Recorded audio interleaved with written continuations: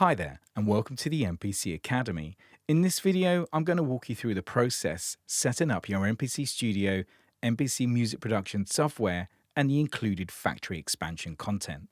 Now, first connect your MPC Studio directly to your computer using the provided USB cable.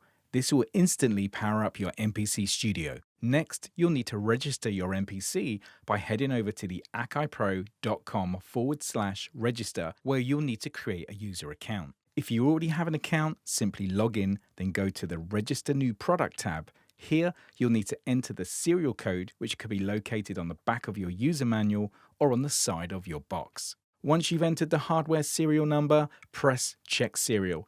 Then download and run the MPC Studio Software Manager. This is located inside your user account. This will walk you through a simple process to install and activate your MPC software and all of the included factory content and the hardware driver for your MPC Studio. Once you've downloaded and installed all of the content, simply start the MPC desktop software and then you're ready to start making beats.